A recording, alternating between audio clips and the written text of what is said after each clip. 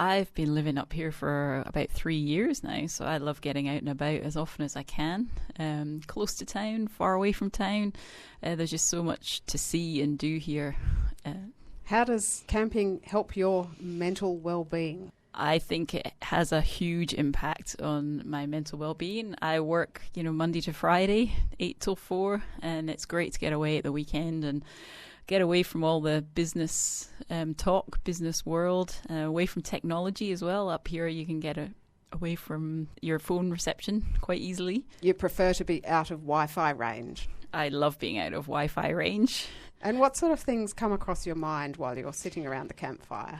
I find I get a lot more creative. I think things that are buried at the back of your brain while you're just coping with day-to-day life get a chance to come to the foreground.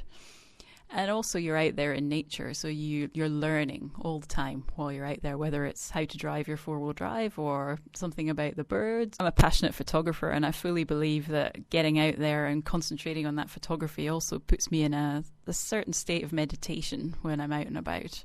Just gives you some space. Do you have a favourite spot? At the moment, I really love George Gorge out in Millstream. You can drive in there, but you could also walk and see everything that's Pilbara related, whether it's flowers, rocks, rock art. It's a bit of an adventure. It's national park, so it's, very an interesting place to be.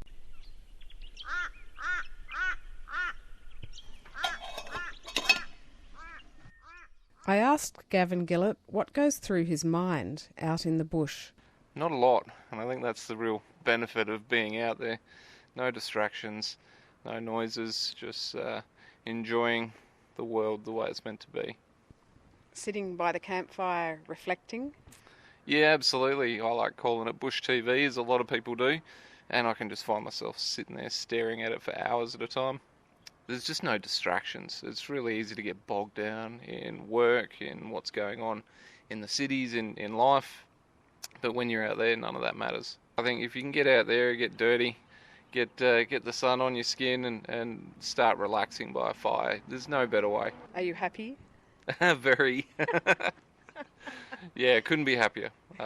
And I think a big part of that does have to do with the camping and the bush life that you get up here in the Pilbara. Have you seen many mental health issues in your colleague in the mining industry? I've lost a lot of friends over the years to mental health issues where you don't even realise that they're having an issue at the time until they come around one night, they're being social and being friendly, and then you realise the next day they were saying goodbye. It's happened at least half a dozen times in my time in mining and construction, and especially in FIFO. It's a big issue for our particular industry, looking after mental health, and I know it's something that my company takes really seriously. We've got a lot of peer supporters. There's a lot of support for that sort of thing. And why is it that people who are in that state don't ask for help?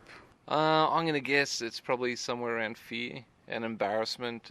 They don't want to burden other people with their dramas, or perhaps they don't realise that other people could be going through the same thing they're going through. I know in every single case where someone has taken that path, it's been a surprise to everyone around them. Do you know any cases of people who have gotten help and have avoided suicide? Yeah, I do. Funnily enough, a few of our peer supporters, when you get in with that particular culture, a lot of the time the first thing they volunteer is, I had dramas, I sought help, and now I'm better, and I had such a good experience from that. Now I want to help other people do the same, because they've turned their entire life around. So it's been a really good, positive experience for them, and I think it's worthy at least asking all the questions before doing anything rash. That's for sure. Are there particular support groups in the Pilbara for long shift workers like yourself? I know of our company ones. We've got sort of internal company support that's extremely good, and actually that company support also extends to friends and family. I've had a close friend that has struggled for quite a while, and the service is even available to him. So it's a really valuable resource, I guess, to share around the community. There's plenty of it out there, and it's worth seeking out. Do you recommend camping and four-wheel driving to your colleagues who might be having some issues in that regard? Every chance I get, whether they're having issues or not, I'm always recommending to go forward driving and camping, and I'm definitely volunteering to take them out because I think it's that good. One of life's real pleasures. Tracy Reese is another Pilbara local whose favourite thing to do is sit by the campfire with a glass of wine. When I want to go camping in the Pilbara, we just pack the four-wheel drive up and we just go. Forget about work, forget about everything that's happening, and you just relax, chill out. You look for a nice spot with a campfire, get your camera out if you feel like it. If you don't, you go for a swim. What do you do to wind down your mind?